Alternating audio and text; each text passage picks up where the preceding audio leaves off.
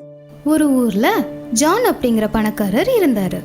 நல்ல வியாபாரம் செஞ்சு நிறைய சொத்துக்களை சம்பாதிச்சாரு. நிறைய நிலம், பெரிய வீட்டோட சந்தோஷமா வாழ்ந்துட்டு இருந்தாரு.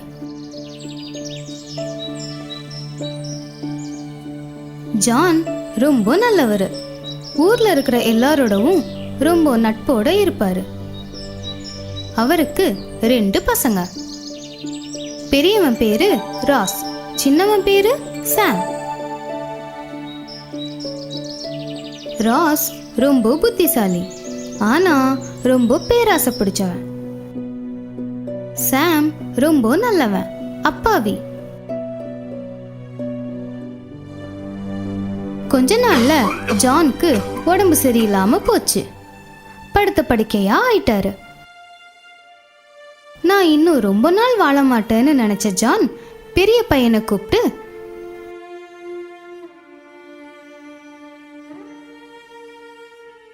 ராஜ், இதை எடுத்துட்டு போய் நம்ம ஊர் கணக்கு பிள்ளைகிட்ட கொடு. இதனால அண்ணன் தம்பி 2 பேருமே சந்தோஷமா வரும் காலகட்டத்தில் இருக்கலாம் அப்படின்னு சொல்லி அவர் எப்பவோ எழுதி வச்ச சொத்து விவரங்கள் இருக்கிற உயிலை ராஸ் கிட்ட கொடுத்தாரு. கணக்கு பிள்ளையோட வீட்டுக்கு போயிட்டு இருந்த ராஸ்க்கு போற வழியில தன்னுடைய அப்பா என்னுடைய பேர்ல எவ்வளவு சொத்து எழுதி வச்சிருக்காரு அப்படின்னு சந்தேகம் வந்து உயிலை திறந்து பார்த்தான். சொத்துக்கள் எல்லாத்தையும் தன்னுடைய 2 மகன்களுக்கும் சமமா கொடுக்கணும்னு எழுதியிருந்தது. அவர் சம்பாதிச்ச எல்லா சொத்துக்களோட விவரங்களும் அதுல எழுதியிருந்தது. உயிலை பார்த்த ராஸ்க்கு எல்லா சொத்தையும் அவனே எடுத்துக்கணுங்கிற பேராசை வந்துச்சு. உடனே அந்த உயிலை மாத்தி பெரியவன் புத்திசாலிங்கிறதுனால சொத்துக்கள் எல்லாத்தையும் அவன் பேருக்கும், சின்னவன் அப்பாவிங்கிறதுனால ஊர் எல்லையில இருக்கிற மாட்டு பண்ணைய மட்டும் அவன் பேருக்கும் கொடுக்கணும்னு எழுதி அந்த உயிலை கணக்கு பிள்ளை கிட்ட கொடுத்துட்டு ஒண்ணுமே தெரியாத மாதிரி வீட்டுக்கு திரும்பி போயிட்டான். பாவம், இது எதுவுமே தெரியாத ஜான் கொஞ்ச நாள்ல இறந்து போயிட்டாரு. அப்பா இறந்ததுக்கு அப்புறம் ராஸ் அந்த உயிலை காட்டி சாம வீட்டை விட்டு வெளியே போக சொன்னான். வேற வழி இல்லாம சாம் அவன் பேருக்கு எழுதி வச்ச மாட்டு பண்ணையில போய் மாடுங்களை வளர்த்துக்கிட்டே வாழ்க்கையை நடத்தினான். கொஞ்ச நாள்ல ராஸ் கல்யாணம் பண்ணிக்கிட்டு பெரிய வீட்டை கூட கட்டினான். இது இப்படி இருக்கும்போது ராஸோட பொண்டாட்டி ரோசிக்கு சாமோட மாட்டு பண்ணை மேல கூட ஆசை வந்துச்சு. இங்க பாருங்க, அந்த மாட்டு பண்ணையில நிறைய மாடுங்க இருக்கு. அது எல்லாத்தையும் நாம சொந்தமாக்கிக்கிட்டோம்னா பால் வித்து இன்னும் காசு சம்பாதிக்கலாம். ஆமா ஆமா, அதுவும் நிஜம்தான். எப்படி சாம் கிட்ட இருந்து அதை புடுங்குறது? இதுல என்ன இருக்கு? எனக்கு ரொம்ப உடம்பு சரியில்லைன்னு சொல்லி அவரை மூலிகை எடுத்துட்டு வர சொல்லுங்க. அந்த மூலிகை பைரவ மலையில மட்டும்தான் கிடைக்கும்னு சொல்லுங்க. அவர் அப்பாவிங்கிறதுனால கண்டிப்பா போவாரு. அப்படி போனா எப்படி மாட்டு பண்ணைய நம்மளுக்கு சொந்தமாகும்? ஐயோ, உங்களுக்கு அந்த பைரவ மலையை பத்தி தெரியாதா? அந்த மலையில நிறைய ராட்சசங்க இருப்பாங்களாம். அங்க போனவங்க யாரும் திரும்பி வர மாட்டாங்க. பலே பலே, அப்படின்னா அந்த மாட்டு பண்ணையும் நம்மள்தான்.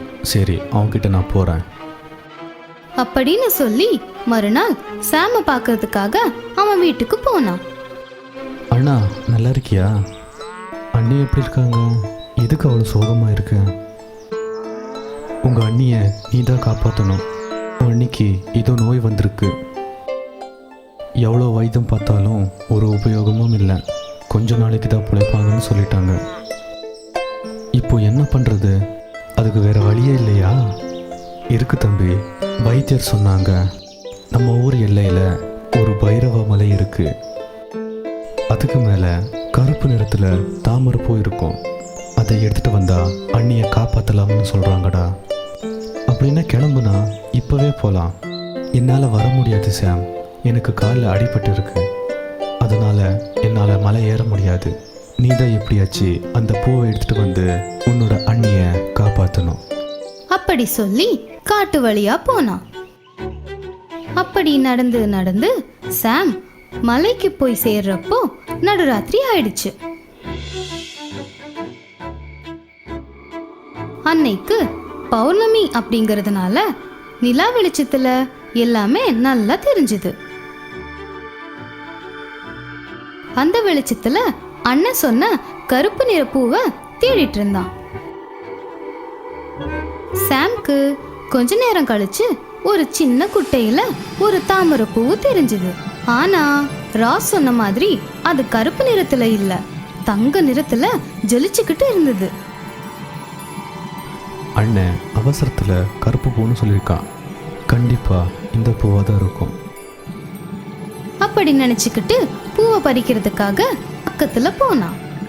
அதுக்குள்ள எங்கிருந்தோ ஒரு ஆந்தை பறந்துகிட்டே வந்து மரத்து மேல உக்காந்து, வேண்டாம் வேண்டாம், அந்த பூவை பறிக்காத.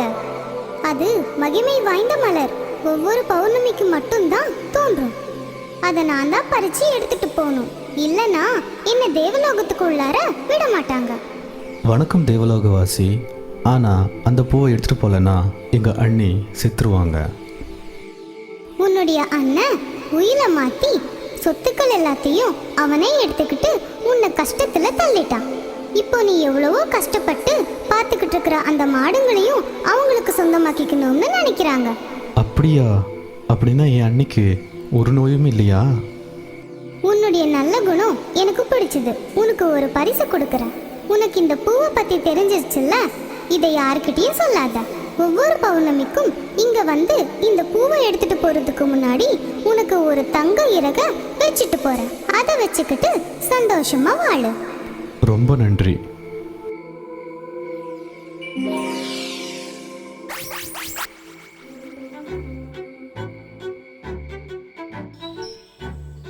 தங்க இறக வித்து வியாபாரம் செஞ்சதுல கொஞ்ச நாள்ல சாம் பெரிய பணக்காரன் ஆயிட்டான்.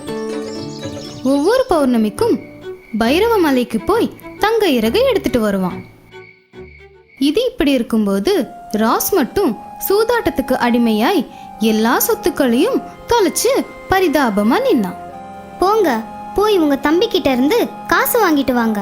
எப்படியும் நிறைய காசு சம்பாதிச்சிருக்காரு இல்லையா? சரி, போறேன். ராஸ் சாம் கிட்ட உதவி கேட்கறதுக்காக போனான். தம்பி, என்கிட்ட ஒரு ரூபா காசு இல்லடா. நீ தான் ஏதாச்சும் பார்த்து எனக்கு பண்ணணும். சரி அண்ணா, இரு அப்படின்னு சொல்லி ஒரு பையில தங்க காசுகளை கொண்டு வந்து கொடுத்தான். ஆனா தெரியாம அந்த பையில தங்க இறகு ஒண்ணு கலந்துருச்சு. பையில இருந்த தங்க இறக பார்த்த ராஸ், தம்பி, என்ன இது? தங்க இறகு விசித்திரமா இருக்கு. எங்க கிடைச்சது அப்படின்னு கேட்டான். நடந்த எல்லாத்தையும் சொன்னா சாம். நீ ரொம்ப அதிர்ஷ்டசாலி சாம். சரி, போயிட்டு வரேன். ராஸ் வீட்டுக்கு போய் சாம் சொன்ன எல்லா விஷயத்தையும் ரோசி கிட்ட சொன்னான். இதுதான் விஷயமா? அதனால தான் இவ்வளோ சீக்கிரம் அவ்வளோ பெரிய பணக்காரன் ஆயிட்டாரா? இனி ஒவ்வொரு பௌர்ணமிக்கும் அவருக்கு முன்னாடியே நீங்க போய் அந்த தங்க இறகை எடுத்துட்டு வந்துருங்க. சரி, அப்படின்னா வர பௌர்ணமிக்கு போறேன். கொஞ்ச நாள் கழிச்சு பௌர்ணமி வந்துச்சு. ராஸ் சாமை விட முன்னாடியே போய் நடுராத்திரி ஆகும்போது மலையை சேர்ந்தான். மலையில ஒரு சின்ன குட்டை மட்டும்தான் இருந்துச்சு. ஆனா அங்க தங்கப்பூவோ இல்ல தங்க இறகோ எதுவுமே இல்லை. அப்படின்னா அந்த சாம் எனக்கு பொய் கதையை சொல்லிவிட்டு இருக்கான் அப்படின்னு சொல்லி திரும்பி போகலாம்னு நினைக்கும் போது அந்த குட்டையில ஜிடிச்சிக்கிட்டே ஒரு தங்கப்பூ தெரிஞ்சுது. அத பறிக்க போனா அதுக்குள்ள ஆந்தை வந்து, வேண்டாம் வேண்டாம், அந்த பூவை பறிக்காத. பறிக்க மாட்டேன். அதுக்கு பதிலா நீ என்ன தரப்போற? உன் தம்பி சாம்க்கு கொடுத்த மாதிரியே ஒவ்வொரு பௌர்ணமிக்கும் உனக்கும் ஒரு தங்க இறகு கொடுக்குறேன். எனக்கு அதெல்லாம் பத்தாது. எல்லா பௌர்ணமிக்கும் எனக்கு 100 இறகு வேணும். இருக்கு இல்லைன்னா இதை பறிச்சுட்டு போயிடுவேன். என்னையே மிரட்டுறியா? பாதி மனுஷன் பாதி மாடா மாறிடு. அப்படின்னு சொல்லி தங்கப்பூவை பறிச்சுக்கிட்டு அங்கிருந்து பறந்து போயிடுச்சு. சாபத்தை வாங்கின ராஸ் அழுதுகிட்டே வீட்டுக்கு போனான். அவனுடைய பயங்கரமான உருவத்தை பார்த்த ரோசி சாம் கொடுத்த பண மூட்டையை எடுத்துக்கிட்டு அவங்க அம்மா வீட்டுக்கு போயிட்டா. பாவம் ராஸ் ரொம்ப கஷ்டப்பட்டு தம்பி வீட்டுக்கு போய் நடந்த எல்லாத்தையும் சொன்னான். அண்ணா, இதுக்கு உனக்கு அவ்வளோ பேராசை? வர்ற பௌர்ணமி வரைக்கும் இரு, அதுக்கப்புறம் போய் உன்னோட சாபத்தை விமோச்சனம் பண்ணலாம். கொஞ்ச நாள் கழிச்சு பௌர்ணமி வந்துச்சு. அண்ணன் தம்பி 2 பேரும் சேர்ந்து பைரவ மலைக்கு போனாங்க. அப்போ ஆந்தை கிட்ட, தயவு செஞ்சு இந்த சாபத்தை எடுத்துக்கோங்க. எங்க அண்ணன் முன்ன மாதிரி இல்லை. சரி, அப்படின்னா நான் அந்த சாபத்தை திரும்ப வாங்கணும்னா நான் உனக்கு கொடுத்த தங்கத்தை விட 100 மடங்கு அதிகமான தங்கம் நீ எனக்கு கொடுக்கணும், சரியா? எங்க அண்ணனோட தங்கம் எனக்கு பெருசு இல்லை, அதோட அதிகமாகவே கொடுக்குறேன். சபாஷ், உன்ன மாதிரி தம்பி கிடைக்கிறதுக்கு ராஸ் கொடுத்து வச்சிருக்கணும். இனிமேலாவது பேராசையை விட்டு சந்தோஷமா வாழு, இல்லைன்னா? இல்லை இல்லை, இனிமே எப்பவுமே பேரசப்பட மாட்டேன். தம்பி கூடவே நல்லா இருப்பேன். நல்லது. எப்பவும் போலவே ஒவ்வொரு பௌர்ணமிக்கும் இங்க வந்து இந்த தங்க இறகை எடுத்துட்டு போங்க. ஆனா இந்த ரகசியத்தை மட்டும் யாருக்கிட்டையும் சொல்லாதீங்க அப்படின்னு சொல்லி பூவை பறிச்சுக்கிட்டு பறந்து போச்சு. ராஸ், சாம் 2 பேரும் ஒன்னா சேர்ந்து சந்தோஷமா வாழ்ந்தாங்க.